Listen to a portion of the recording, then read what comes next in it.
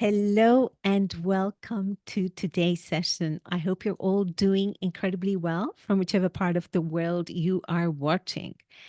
Today, I have a very, very special guest on with me today, Bobby Griffiths, the General Manager of the UK Spa Association. Lovely to have you, Bobby. Lovely to be here. Thank you.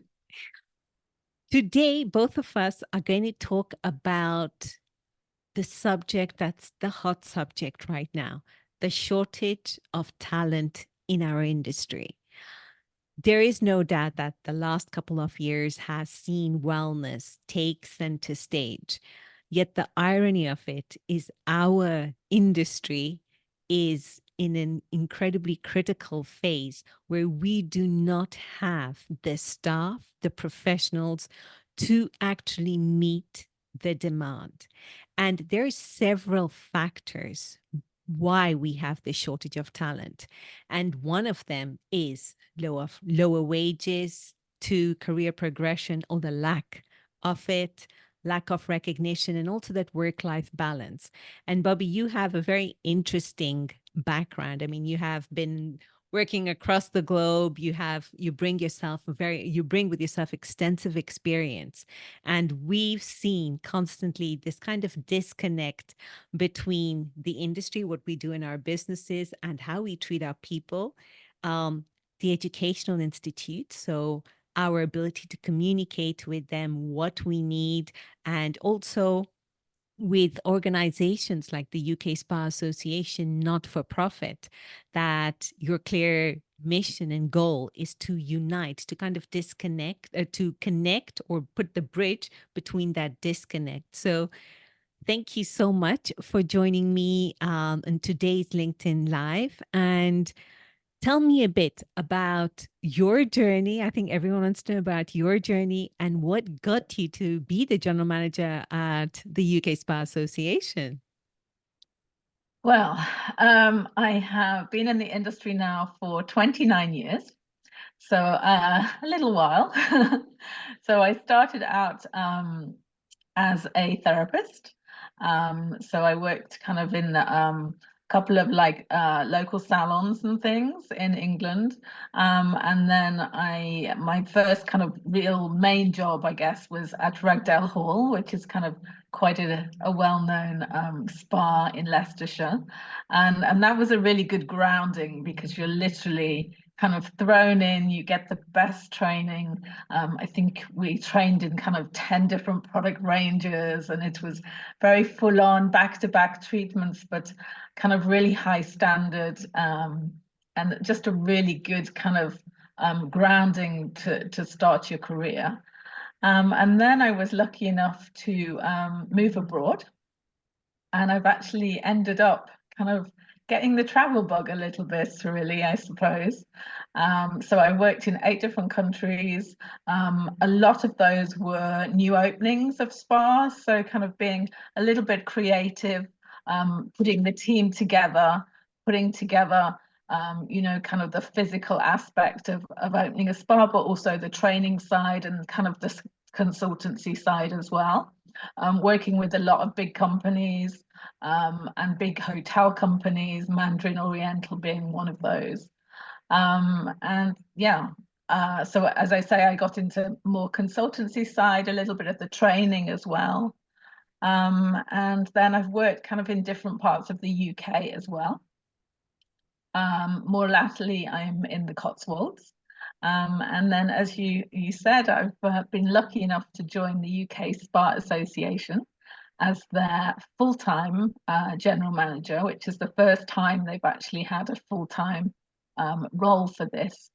So I've been doing this for about 3 months now, and A it's very different reality from day-to-day operations and looking at things from very different perspective. And what drew yeah, you it's to very take on different this? coming out of operations.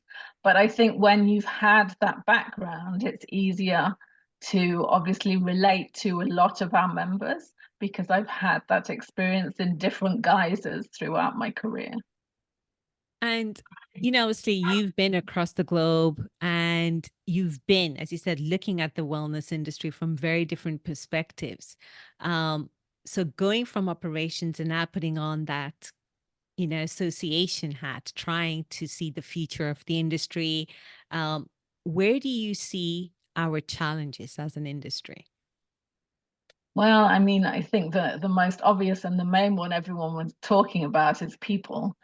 So, in terms of getting people into the industry, in terms of keeping them in the industry, in terms of the level and standard of education when they're coming into the industry, and are we equipping them with what they need to then go into high level, um, industry and hospitality or spas? Is that enough? Is it enough of what they need? And at the moment, I'm afraid the answer is probably no. So yeah, these Yeah, are no, it is a challenging, it's a difficult one. I think, I've seen the same challenge in a very different disguise, but in the same challenge when I started off in the industry was always education, how to upskill the young therapists coming in or our young practitioners. And also because our field is so diverse and specialist at the same time, getting everyone to that level where they can actually shine at their vocation. And if they want to take on a leadership role, to take that on, that still continues today. And what yeah, I see, particularly when it comes to leadership positions, despite many leadership positions opening in the wellness arena, particularly in hospitality, many of those leadership positions are not held by people who are wellness oriented, like wellness yeah, leaders by profession. yeah, So it's almost the wellness directors, spa directors, and I called the wellness directors in hotels. They continue to put out the operational fires. But who comes in for strategy, big picture thinking, sweet, C-suite positions tend to be people from a different industry and or from a very different background. And I'm wondering, we're living the same kind of scenario, even when wellness has come front and center. And the yeah. question is, what are we doing wrong? Because clearly this is not happening to us. We have, as an industry, co-created the situation. Mm. I think the management side has always, as you rightly said, almost been neglected. So to an extent, we talk about training the therapist into their initial role, and then we talk about nurturing them, and progressing them once they're in that role. But then it kind of gets stuck somewhere, and the management side, I'm sure I'm not alone in I never actually had any formal management training, and I'm sure that is the case for, I would probably say, 99% of Definitely. I was there, been yeah, there. Yes. I mean, no one teaches you. And you work up the ranks because you're spotted, which is great. We're given the opportunity to step into that leadership role. yeah, However, we are not trained yeah, with the business acumen in order to manage such a complex business and teams that are just multidisciplinary teams. And on top of that, we we want to make things work and we don't ask for the help either. So it's kind of a double-edged sword that when we find ourselves taking on these leadership positions, we're so happy and full of passion. And I know I've been there. I will say I'm very guilty. I would never think of asking for that training because I would be thinking I'm jeopardizing my own career by telling them, I actually do need training. yeah, So it's a difficult one, yeah, and it doesn't seem to have changed. yeah, Um, Even 20 years down the line, that continues to be the reality. yeah. Unfortunately, you're exactly right. It really hasn't changed at all. I mean, we had a moment there where we had um, kind of qualifications and things that kind of were put in place for the spa industry in the UK. So we actually had, kind of qualifications for the higher management side, and they've all disappeared again. So I think Yeah, that we need to do something for sure, because as you say, it's not lack of passion or wanting to learn these things, but for some reason it's not thought of that it would be necessary. And then other people are brought in from kind of rooms division managers or whatever it is, because obviously through their career they've had the luxury of being taught the figure side, or the people, even the people management side. Again, that's another aspect that you're not really taught. You kind of have to muddle through and pick up. But again, as you rightly said, sometimes then there's an embarrassment of admitting that you haven't had that training, but you don't know what you don't know. Yeah. So yeah. And Yeah. nothing changes if nothing changes. I mean, if we don't do anything about it, it won't change. We will continue to live the same experiences. And, it also makes me incredibly happy to announce our collaboration on this point with education, and particularly for those leaders who are in the industry, who are on the ground, in the field, trying to make things happen, putting out the fires while trying to push the business forward. And I love how the UK Spa Association, how you put education front and center. And it's lovely to have this new collaboration with the Wellness Asset Academy, how we train our leaders to take on these roles so that they can actually wellness doesn't need to be that 1 to 3% or even 5% of total hotel revenue. It can one day reach that 30 and 40%. And I remember in our conversations earlier on, I mean, what we're doing with the Wellness Asset Academy and other institutions that the UK Spa Association collaborates with is helping lengthen the actual career span of our wellness leaders within the industry. But I remember you also talked a lot about getting people into the industry. That's also a key problem. And how the UK Spa Association is working also with the government, or, going at a level that can genuinely have an impact. Tell us more about that. Yeah, I mean, I think we have to look at every aspect of this. So, we have to go really back to the roots of why would someone want to get into this industry? What are we doing to make that look attractive? And I think we really have to probably drill down and analyze actually the courses that we're putting people on as well to get into this profession. So that goes right back to government. And as I say, you need to work from that level to make any changes. Absolutely. So it's kind of we need to get people into our industry, and that is a different course of action.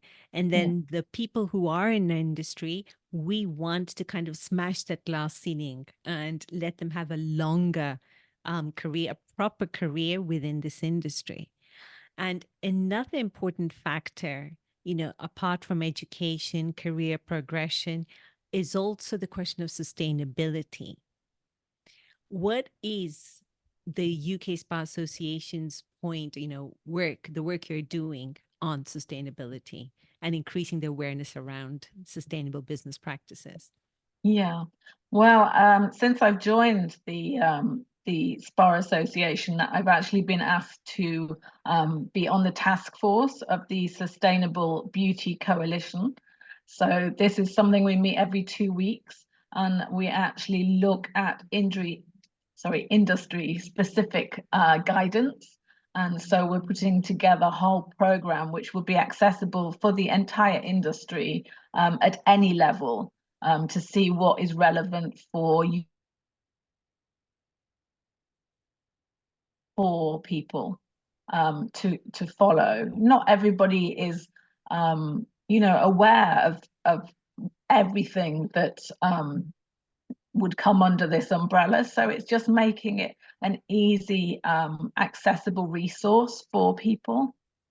Yeah, I found when I was in the industry working up the ranks, obviously I had the pleasure, the privilege to work in a company that really did believe in wellness and lived and breathed wellness to its core.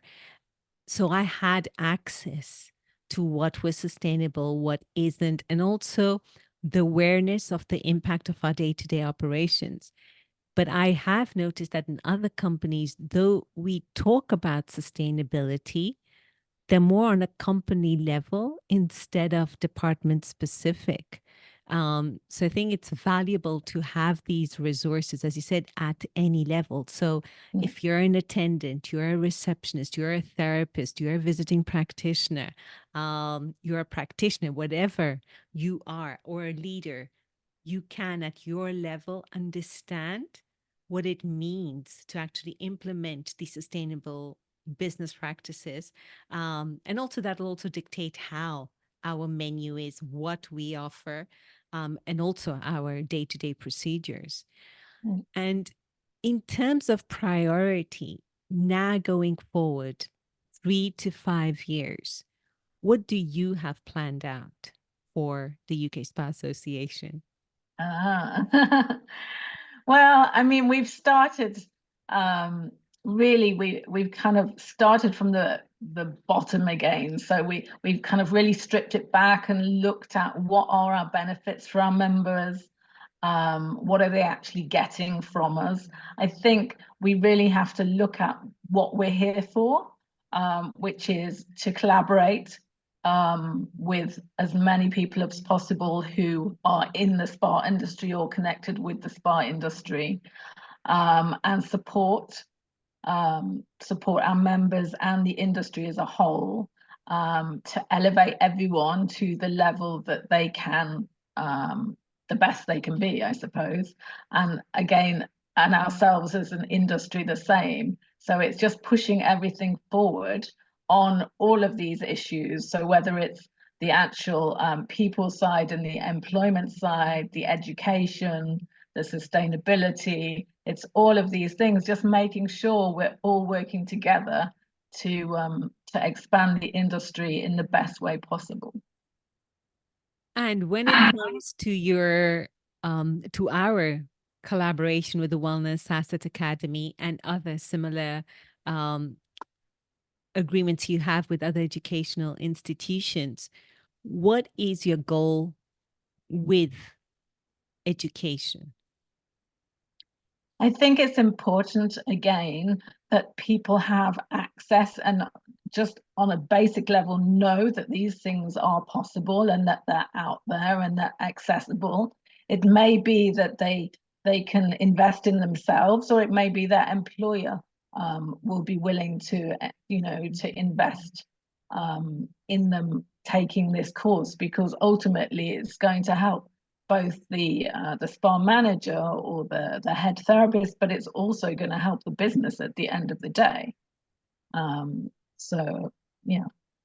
I'm looking forward for that. I'm looking forward to that too. Just helping our leaders, just equipping our leaders with the tools, letting them know that it is possible and Yeah. that they actually have far more power over the wellness business than they actually think. And I think it's controlling what we can control and and from there, making the impact we genuinely do want to make. And that will inevitably result in higher pay, more recognition, and eventually that work-life balance, Yeah. hopefully one day. And just, to close off now, so we'll give like one piece of advice, but two different people, because you have such an interesting background. For your members, those of them joining you, having the challenges they do in terms of, clearly there's been an increase in operational costs. There's just been everything costs more, even debt costs more right now. And on top of that, our people, we're struggling to find the right people. We're also struggling to retain them. And when it comes to customer satisfaction, our guests are increasingly more sophisticated when it comes to wellness services. Yeah. So our members, I, I suspect, are in the situation where it's like it can get all too overwhelming. And yes, having that core purpose and desire to create that sustainable legacy moving forward, having an impact in people's life. sometimes that can get, that's not always enough to push you through. What words of advice can you give them? They're going through the situation. Yeah, I think we have to remember, and we're actually in this industry, as workers in this industry, we're actually very bad at this on a whole. But you have to remember that what we're trying to achieve for other people, we need to also achieve for ourselves. Else, what's the point? You know what I mean? You have to practice what you preach to a certain extent. So sometimes we're so busy looking after everyone else, whether it is our guests or whether it's our staff, or making sure that we achieve everything for our management. But we also need to look after our own health and our own kind of self as well. So I think that's really important. So sometimes you need to take a little step back, take a breath, and just make sure that you are looking after yourself in terms of all of these issues as well. As the famous saying goes, put the oxygen mask on first, Exactly that. Yes. and then you'll be in a better position to support and make the impact you want. Yeah. And the same advice, but a different perspective for those young wellness people, whatever part of the industry, wanting to either enter in or are in there, they want to progress, but they see things are slightly grim, slightly difficult, more difficult than they had planned. What Yeah. advice would you give these, our future, basically, our people? Yeah. There's a lot of people who, like myself, have enjoyed, a number of years in this industry and are still very, very passionate about it. Find those people, find yourself a mentor or someone who has maybe a little bit more experience than your starting point, and ask them questions. Most of us who are passionate about the industry are also passionate about helping the next generation come through, and whether it's a contact that they can pass on, or whether it is kind of regular advice, or whether it's recommending a course to do or a company to go and work for, most of us would be more than happy to share and to help someone progress. So don't be shy. We all started somewhere. So I started in a local college.